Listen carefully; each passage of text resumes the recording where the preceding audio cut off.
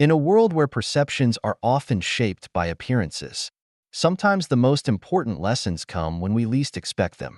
This is the story of Miles Jennings, a successful entrepreneur who decided to take a day off from his usual routine.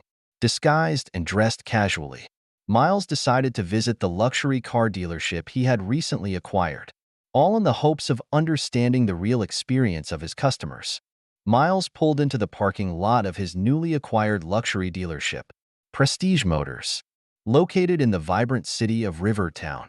The sun beat down on the sleek luxury cars lined up outside, their polished exteriors reflecting the sunlight. With a deep breath, Miles parked his simple SUV in an unmarked spot and stepped out, his eyes scanning the building. His outfit of a worn gray hoodie, jeans, and sneakers was carefully chosen. He wanted to blend in, to see the true heart of the business, untainted by the knowledge of his identity. As he approached the entrance, he could hear the hum of conversation coming from inside. A group of employees stood near the front desk, laughing casually amongst themselves. Miles pushed open the door, and the cool air inside contrasted sharply with the heat outside. The showroom smelled faintly of leather and fresh wax, and the luxury cars gleamed under the bright lights. The employees' chatter softened the moment he entered, their eyes subtly flicking over him, his hoodie and sneakers not fitting their usual expectations of clientele. Miles approached the front desk, where a woman named Sarah stood. Sarah, a middle-aged woman with sharp features and a professional demeanor, took notice of him immediately. She wore a tailored blazer and high heels that clicked against the polished floor as she approached him. Her expression was polite, but Miles could sense the underlying judgment in her eyes. "Can I help you with something?" Sarah asked, her tone cool and reserved. Miles smiled, maintaining a calm demeanor. "Just looking around," he replied casually, gesturing to the cars. Sarah narrowed her eyes, her posture stiffening. "Are you looking to purchase today?" she asked, her voice laced with doubt. "Something like that," Miles answered, keeping his tone light. She let out a small sigh, her expression turning condescending. "Well, we typically cater to a very specific type of clientele. Our vehicles start in the six-figure range, and they require pre-qualification." Miles caught the subtle sting of her assumptions. "So, you're assuming I'm not qualified?" he asked, keeping his voice even. Her mask slipped slightly. "I'm just trying to save you time," she said quickly, a forced smile still on her face. "Perhaps I could recommend another dealership, one that specializes in pre-owned vehicles." "That's an interesting assumption," Miles replied quietly, his eyes sharp, but his demeanor unbothered. Sarah seemed caught off guard, but quickly recovered. "Well, if you'd like, I can show you something more budget-friendly," she offered. Miles smiled faintly but didn't respond, instead turning to look at one of the luxury vehicles, a silver coupe. His fingers brushed the door handle as he casually examined it. "Nice car," he commented, her eyebrows furrowed, and she forced a smile. "It is. But when you're ready to make a serious inquiry, we can set up an appointment." He took a step back from the car and tucked his hands into his pockets. "All right, let's hear your recommendations," he said. "What would you suggest for someone like me?" For the first time, Sarah's politeness faltered. She handed him a printout with options for more affordable vehicles, none of them coming close to the luxury cars on display. "These are more accessible models," she said, trying to sound helpful, practical, and reliable. Miles scanned the list, his lips twitching slightly in amusement. "I appreciate the effort," he said coolly, "but that's quite an assumption." Sarah's annoyance became more evident, but she kept her composure. "I'm just being realistic," she said. "Prestige Motors isn't for everyone." "Realistic?" Miles repeated.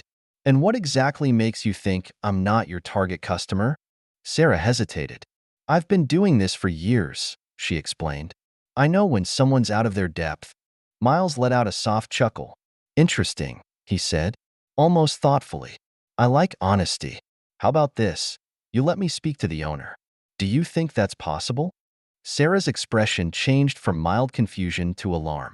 "The owner?" she asked incredulously. "That's not possible today. The owner doesn't just drop by casually." "I'm sure they don't."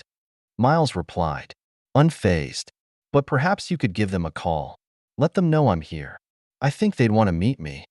Sarah's smile tightened, and she took a step back, clearly losing her patience.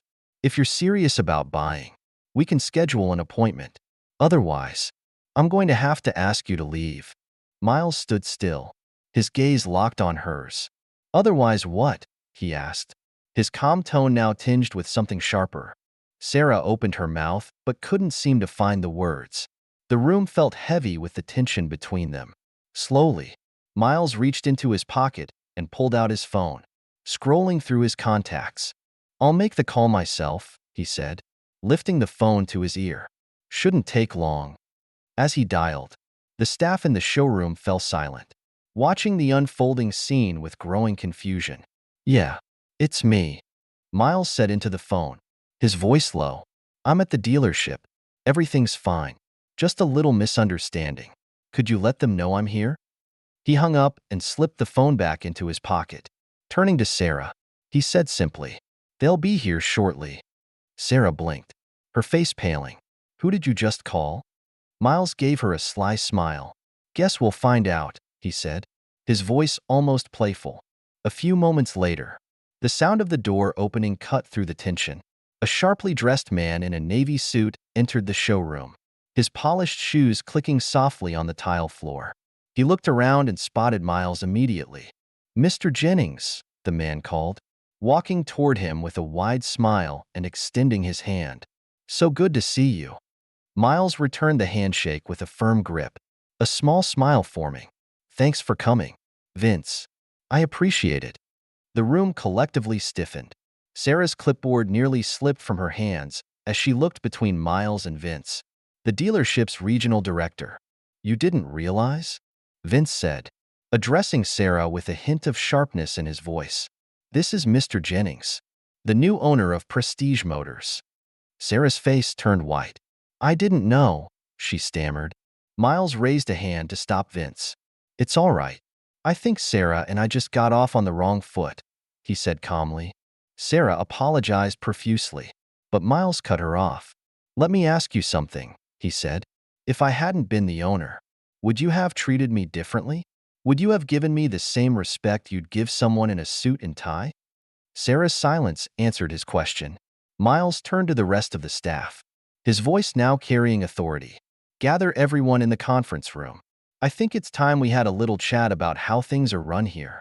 As the employees filed into the conference room, the atmosphere was thick with tension. Miles stood at the head of the table, his presence commanding attention. For those of you who don't know, Miles began. I'm Miles Jennings, the new owner of Prestige Motors. He paused, allowing the murmurs of surprise to wash over the room. I came here today dressed casually to see what it's like when no one knows who I am. What I experienced was disappointing. I was judged not by what I could bring to the table, but by how I looked. The staff shifted uncomfortably. This isn't just about me, Miles continued. It's about every customer who walks through those doors, regardless of their background or appearance. From now on, we will challenge our biases and treat every customer with dignity and respect. A young sales associate named Chris raised his hand. I think most of us try to treat customers fairly, but sometimes it's hard not to make assumptions, he admitted. Miles nodded. It's not enough to just try. We need to actively work to create a culture where everyone feels respected. Moving forward, we'll implement new training to ensure this dealership reflects the values we believe in. The room was silent, but the weight of Miles' words lingered. Change isn't always easy, Miles concluded, but it's necessary. Let's make sure we're treating people the right way, every time. Later, as the staff filed out, Sarah lingered by the door. Mr. Jennings, she said, her voice soft, I want to thank you for giving me the chance to do better. I won't let you down. Miles nodded, his voice steady. Actions speak louder than words, but I believe people can change if they're willing to try.